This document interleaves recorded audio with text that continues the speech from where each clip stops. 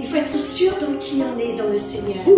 Alléluia. Vous êtes des gens extraordinaires, vous avez des capacités. Ce n'est pas fini. Tu es quelqu'un d'extraordinaire. Dites-lui, alléluia. On a du mal parfois dans les milieux évangéliques. Amen. Tu es quelqu'un d'extraordinaire. Mais certains sont plus extraordinaires que d'autres. Hein, mais vous savez que dans l'Éphésiens 2:10, dans Éphésiens 2:10, la Bible dit que nous sommes son ouvrage et qu'il a préparé des œuvres d'avance pour chacun de nous. Donc, c'est ce que disait Julia. Chacun de nous, on a des œuvres particulières à accomplir. Il ne faut pas essayer d'accomplir les œuvres prévues pour une autre personne. Et le mot ouvrage en grec, nous sommes son ouvrage, signifie poème et œuvre d'art. Amen. Donc, tu es une œuvre d'art. Ouais, si, il faut l'accepter. Hein? Pas de possibilité. Amen.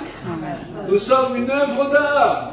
Pourquoi? Parce que nous avons été recréés en Jésus-Christ. Si on veut l'explication biblique et quelqu'un t'a dit, ben dis donc, il va loin. Nous avons été recréés en Jésus-Christ. Est-ce que Jésus-Christ a de la valeur? Donc nous sommes recréés dans le même esprit que Christ. Nous faisons partie d'une nouvelle race dont Jésus a été le premier. Alléluia. Donc nous sommes tous des pauvres types. Même s'il peut nous arriver encore de nous comporter comme des pauvres types. Ça m'arrive encore. Ok? Les pauvres types, ce n'est pas notre identité. Notre identité, c'est merveilleuse créature. Nouvelle création, Jésus-Christ. Et si un homme qui s'appelait le roi David, alors même qu'il n'était pas né de nouveau parce que Christ n'était pas encore venu, se permet de dire dans l'Ancien Testament, je te remercie de ce que je suis une créature merveilleuse, à combien plus forte raison ceux qui sont nés de nouveau en Jésus-Christ? Qui est né de nouveau en Jésus-Christ? Voilà. Donc, vous devez demander aux gens qui vous entourent de bien vous traiter. Si vous êtes marié, votre mari doit bien vous traiter. Ah ben oui. Votre femme doit bien vous traiter. Parce que vous êtes une merveilleuse créature. Et on l'a dit hier, si vous êtes divorcé, eh bien vous n'êtes pas sur le marché des occasions. Vous n'êtes pas à la merci du premier qui veut faire une bonne affaire. Parce que malheureusement, dans les églises, il y a des gens qui veulent faire des bonnes affaires. Mais tu es un enfant de Dieu. Alléluia. Et ce n'est pas parce que tu es passé par des échecs que tu as perdu ta valeur. Contraire. Qui a un billet de 10 € là? Je vous assure, je vous le rends. Amen. Voilà. Voilà. Bon, quand je le ramasse, c'est pas devenu un billet de 5 €. Même si tu es passé par certaines épreuves qui t'ont humilié, qui ont brisé ta vie, tu as toujours la même valeur. Amen. Amen. Et ça, il ne faut pas le perdre de vue, parce que quand on perd de vue qui on est, on se comporte comme qui on n'est pas. Ça se repasse. Et on laisse les autres nous traiter comme qui on n'est pas. Et donc, le message de l'évangile, parfois, ça a été un message de misérabilisme. Vous savez, on a beaucoup insisté sur les excès de la prospérité. Je suis d'accord avec vous, il y en a. Mais nous, on a plus un problème en France des excès du misérabilisme qui a été prêché pendant des années.